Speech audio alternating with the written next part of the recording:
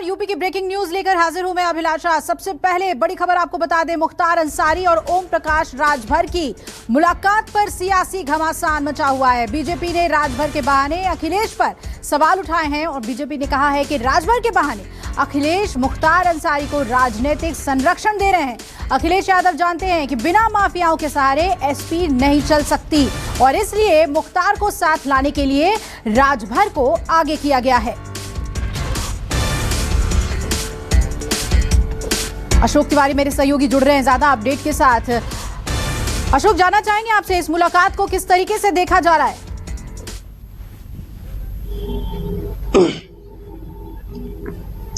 देखिए, दरअसल उत्तर प्रदेश में विधानसभा चुनाव के मद्देनजर जो भी पॉलिटिकल मुलाकात होती है उसके कई सारे मायने निकाले जाते हैं। बीजेपी ने ओम प्रकाश राजभर और मुख्तार अंसारी की जो मुलाकात हुई है उसको लेकर सवाल खड़े किए हैं। बीजेपी की तरफ से यह कहा जा रहा है कि समाजवादी पार्टी इस बात को जानती है कि बिना ऐसे बाहुबलियों को लिए हुए वो विधानसभा के चुनाव में मजबूती से नहीं उतर सकती, इसलिए खुद समाजवादी पार्टी ने इसकी अगुवाई नहीं की, बल्कि गठबंधन के तहत उनके साथ शामिल हुए ओम प्रकाश राजभर को आगे कर उनसे उन्होंने मुख्तार अंसारी से बातचीत की है। बीजेपी ने यह भी कहा है कि हो सकता है कि आने वाले दिनों मुख्तार अंसारी सुहेलदेव समाज पार्टी जिसके अध्यक्ष हैं ओम प्रकाश राजभर, उसकी पार्टी के सिंबल पर विधानसभा का चुनाव लड़े और इस तरह की पेशकश समाजवादी पार्टी ने वाया ओम प्रकाश राजभर मुख्तार अंसारी तक भेजी है। तो कुल मिलाकर उत्तर प्रदेश के विधानसभा चुनाव में बाहुबलियों की जो भागीदारी है उसको वो किस कदर हावी है, ये मुलाकात उसको जाहिर करती है और बीजेपी ने इसी बात को जाहिर करने की कोशिश की है कि बाहुबलियों को शामिल करना समाजवादी पार्टी की पुरानी परंपरा रही है और इसी के मद्देनजर वो खुद सामने न आकर बल्कि ओम प्रकाश राजभर के माध्यम से मुख्तार अंसारी को विधानसभा चुनाव में उतारना चाहती है ताकि समाजवादी पार्टी की सीटों की जो संख्या है वो गठबंधन के तहत आगे जा सके। जी अशोक, आप बने रहिए हमारे साथ। और वही दूसरी बड़ी खबर आपको बता दें, प्रियंका गांधी और जयंत सिंह की मुलाकात के बाद सियासी हलचल तेज है। खबर है कि जयंत को कांग्रेस की तरफ से पंजाब विधानसभा चुनाव में सीटें देने और राज्यसभा भेजने का ऑफर दिया गया है। उधर आरएलडी के थिंक टैंक का मानना है कि बीएसपी और कांग्रेस का गठबंधन होना मुश्किल है, जबकि बिना बीएसपी के इस गठबंधन के कोई मायने नहीं होंगे। अशोक तिवारी मेरे सहयोगी जुड़े हुए हैं। क्या लग रहा है अशोक, क्या वर्कआउट करने की कोशिश है? पंजाब और दूसरी तरफ राज्यसभा की सीट देने की बात कही जा रही है, क्या जयंत इसमें कुछ रास्ता देख रहे हैं?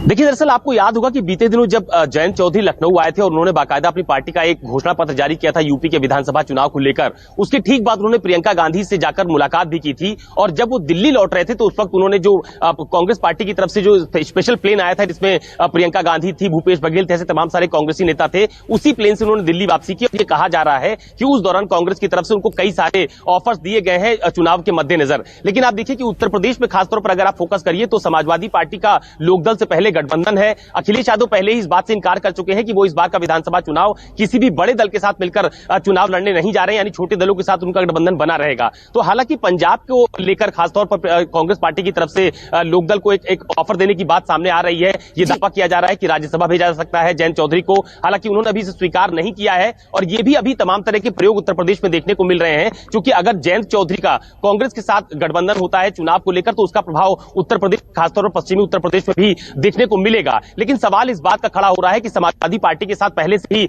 लोकदल अलायंस में है, ऐसे में क्या जयंत चौधरी कांग्रेस का दामन थामेंगे, उनके साथ मिलकर चुनाव लड़ेंगे? ये अभी थोड़ा आने वाला वक्त होगा, अभी थोड़ा इंतजार करना होगा, उसके बाद ये तस्वीरें और साफ हो पाएंगी।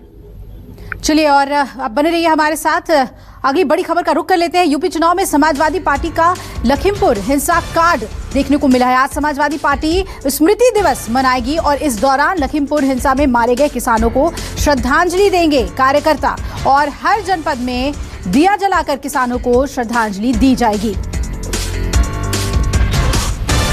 अशोक बने हुए हैं। अशोक, लखीमपुर कांड को अपने अपने तरीके से हर पार्टी इसका इस्तेमाल करना चाह रही है आने वाले चुनाव के मद्देनजर।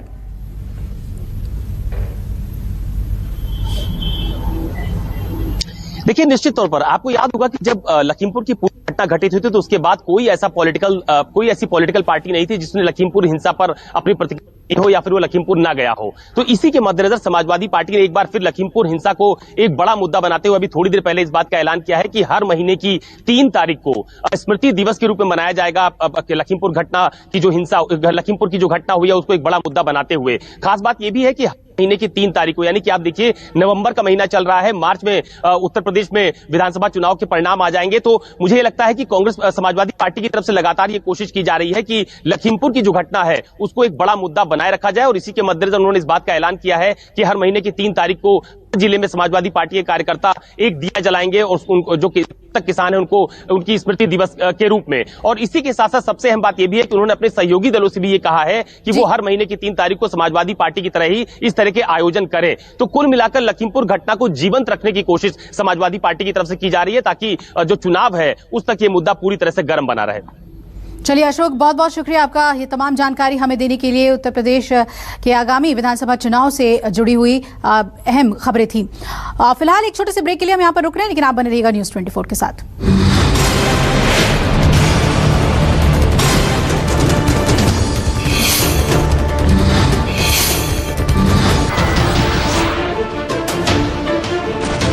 नमस्कार, मैं हूं मानक गुप्ता।